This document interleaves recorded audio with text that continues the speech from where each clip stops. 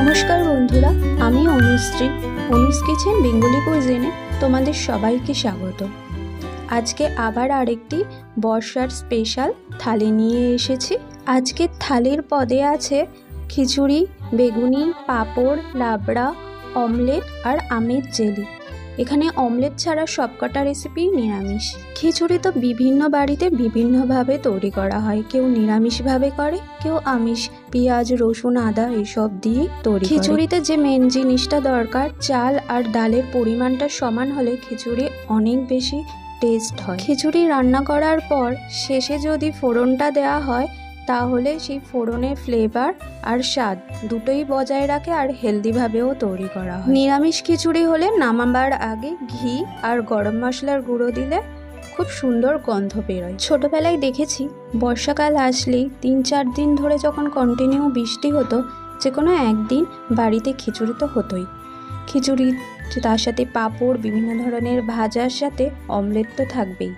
আর দুপুরবেলা এই গরম গরম খিচুড়ি অমলেট খেতে কিন্তু ভীষণ ভালো লাগে। বেগুনি তৈরি করতে যে ব্যাটারটা তৈরি করেছি, সেই ব্যাটারের মধ্যে দিয়েছি বেসন, চালের গুঁড়ো, বিট লবণ, চিনি, কালো জিরে, পোস্ত, লঙ্কার গুঁড়ো, হলুদ, খাবার সোডা, সাদা তেল।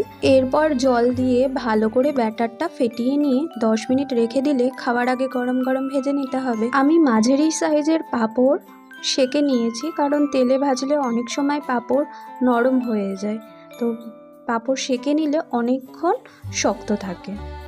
এর পরের রেসিপি হচ্ছে লাবড়া। আমি এখানে 2 রকমের রাঙা আলু আর নর্মাল আলু আগে ভেজে নিয়েছি, তারপর পটল ভেজে ওই তেলের মধ্যেই 5 ফোড়ন, শুকনো লঙ্কা আর তেজপাতা দিয়ে ধনের গুঁড়ো, লঙ্কার গুঁড়ো, হলুদ গুঁড়ো, আদা, কাঁচা লঙ্কা, লবণ, চিনি দিয়ে ভালো করে মশলা কষিয়ে নিয়েছি। কষানো হয়ে গেলে বেগুন, কুমড়ো, বরবটি আর পুঁইশাকের ডাঁটা দিয়ে ভালো করে মিশিয়ে একটু পেঁপে দিয়ে দিয়েছি। আর ভাজা যে সবজিগুলো আগে রেখেছিলাম সেই সবজিগুলো দিয়ে ভালো করে ঢেকে সেদ্ধ করে নেব। সবজি সেদ্ধ হয়ে গেলে ঢাকনা খুলে ওর মধ্যে পুঁইশাক পাতা দিয়ে ভালো করে মিশিয়ে নেব। এরপর লাবড়ার স্বাদটা চেক করে নেব, নুন চিনি ঠিকঠাক হয়েছে কিনা।